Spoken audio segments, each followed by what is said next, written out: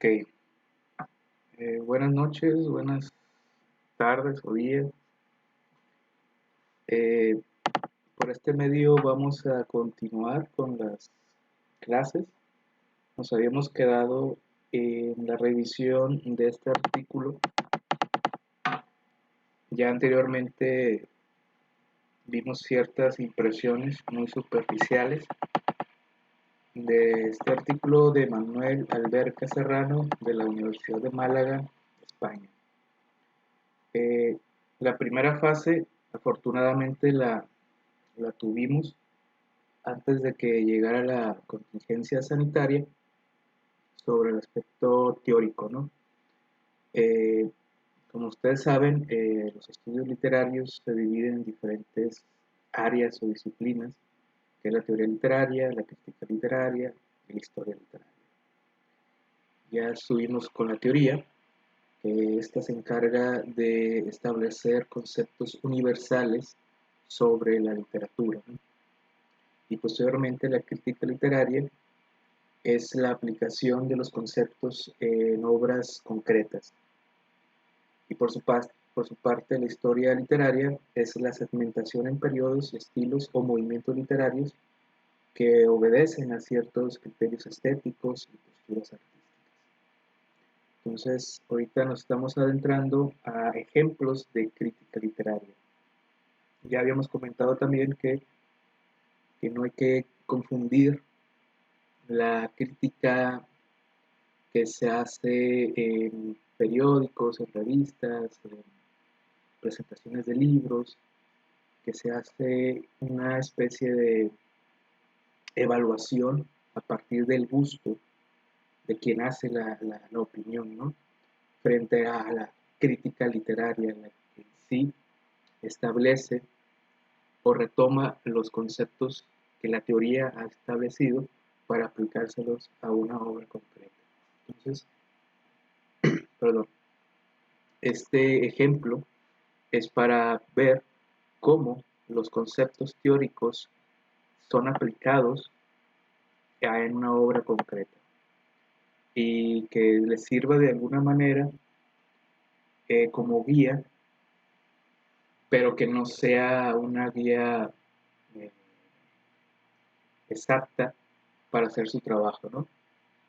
Que simplemente sea un ejemplo, que se visualice cómo los conceptos quieren pertinencia y resonancia en una interpretación de un cuento, una novela o una obra narrativa, ya sea crónica o un relato periodístico.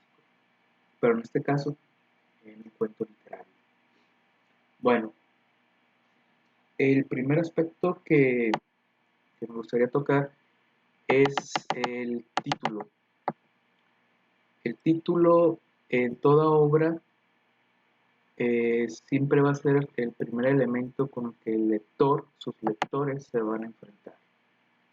Es la primera llamada de atención y a la vez es donde se concentra en el título todo el contenido que van a realizar en la exposición de su artículo.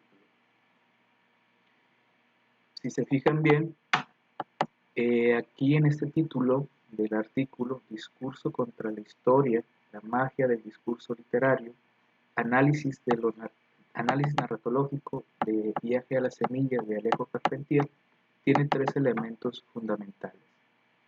Empezamos por que establece un objeto de estudio muy específico y muy delimitado, que es el cuento Viaje a la semilla. Nada más. No le interesa otro cuento, ni compararlo con otro a grandes rasgos, ni contrastarlo en absoluto, simplemente fijar cómo funcionan los elementos narratológicos en Viaje a la semilla de un autor particular. Ese es el objeto de estudio. Más arriba, como segundo elemento, establece la metodología, análisis narratológico, es decir, no utiliza otro enfoque, solamente el narratológico. Establece el marco teórico desde el mismo título. Más arriba tenemos discurso contra la historia, la magia del discurso literario. Aquí podemos inferir que está hablando, como ya lo leyeron ustedes, del tiempo. Sabemos que tenemos en todo relato dos tipos de tiempo, el de la historia y el de la historia, perdón, y el del discurso. Y fíjense cómo introduce este contra, porque va a ser una confrontación entre estos dos tiempos. Además, el concepto de magia. Como ustedes saben, la narrativa latinoamericana se ha caracterizado porque muchos autores han recurrido a géneros que se les puede llamar como géneros de la irrealidad.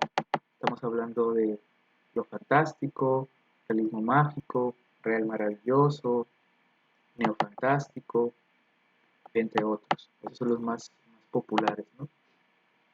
Entonces, de entrada, el autor del artículo nos pone estos tres elementos bien establecidos que se van a desarrollar posteriormente. En este momento vamos a analizar solamente lo que es la introducción, que inicia con viaje a la semilla hasta esta cita, ¿no?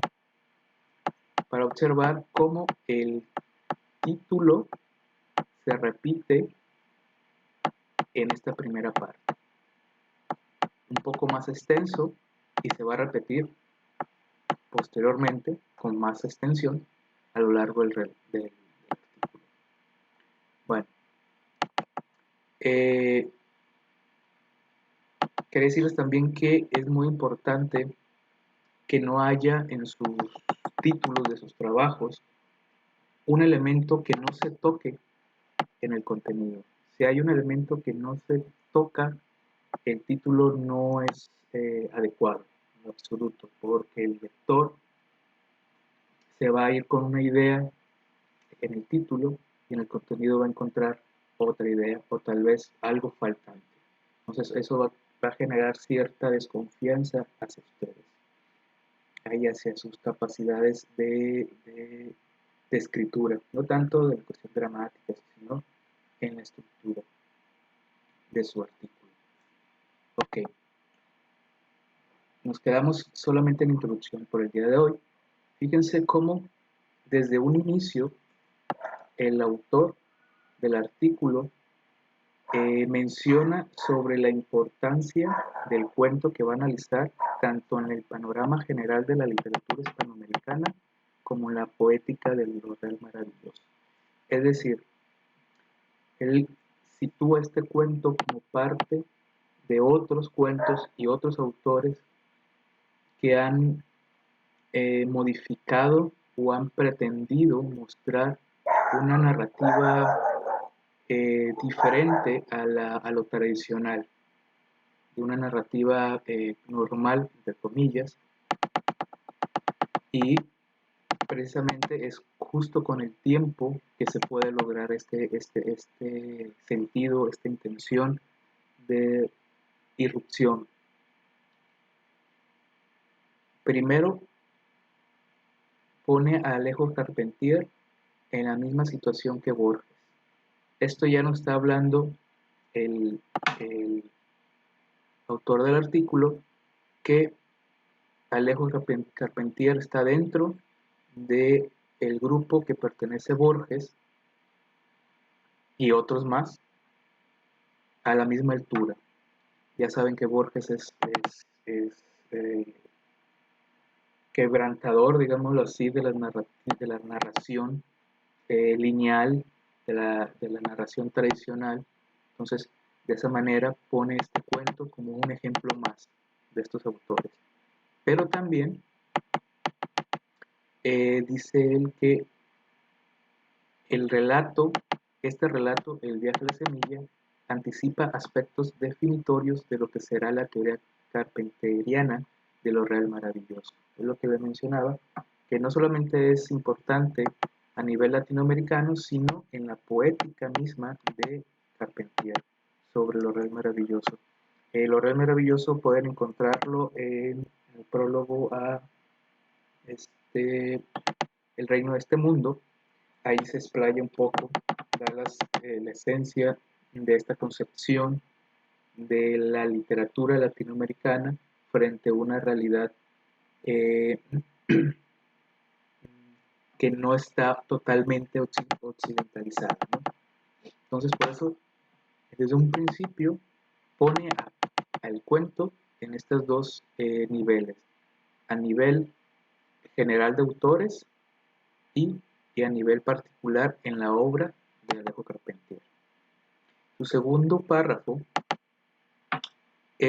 a partir de acá, donde menciona el aparato teórico, acá establece el marco teórico con el que se va a adentrar al análisis del cuento. Menciona algunos autores conocidos, pero particulariza en las teorías de Genet en su libro de figuras. Esto amplía al lector, como le da señales de qué autores ha elegido. Entonces, por lo tanto, el lector debería de tener ciertos conocimientos de esta teoría y de ciertos autores. Obviamente ese sería lo ideal, ¿no? Pero ya en experiencia podemos tener ciertos desconocimientos, pero eso ya es cada quien. Y en el siguiente párrafo menciona que la teoría literaria frente a la práctica de la creación hay una confrontación, pero que a la vez es enriquecedor. Es decir, la teoría literaria nos dice que hay dos tipos de tiempos en el relato, y adelanta la misma teoría que puede haber confrontaciones o no concordancias, lo que es las analepsis y prolepsis, pero acá, en este cuento, lo lleva al máximo y produce como un diálogo entre práctica y teoría, entre el cuento y la misma teoría. Es por eso que al autor del artículo le interesó discernir esta situación. Y posteriormente, a partir de aquí, así nuestros análisis muestran que las relaciones entre discurso e historia son necesariamente más complejos que la separación tajante con que tiene que plantear la teoría.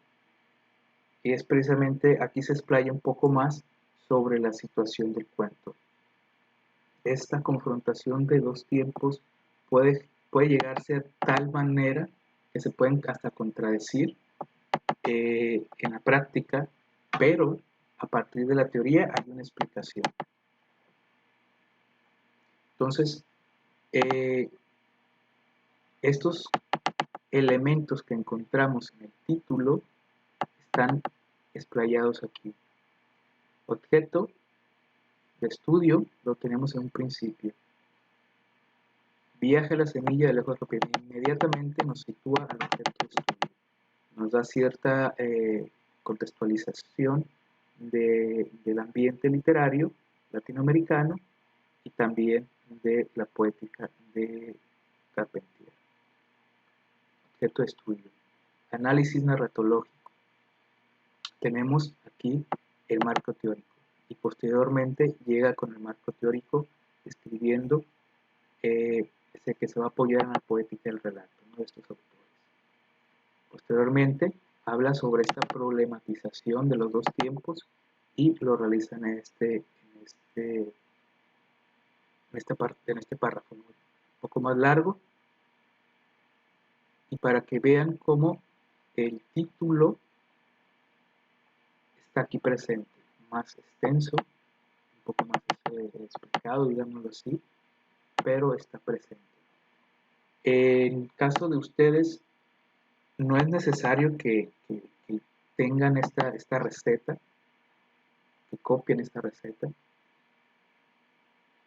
ni siquiera en el mismo orden, en absoluto, pero es para ver cómo el título está presente en el primer apartado del contenido, ¿no? Que posteriormente se va a explayar más adelante. Este sería como la primera cápsula de la revisión de este artículo. Quiero que sea corta para que se pueda visualizar en YouTube.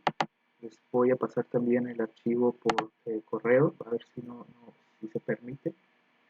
Y puedan, aquellos que no puedan acceder a internet, no sé si alguno de ustedes, algún vecino, les puede bajar el archivo y pasar una memoria o algo por el estilo, ¿no? Por lo pronto, eso sería la introducción. La siguiente cápsula hablaríamos del tiempo reversible y lo relativo.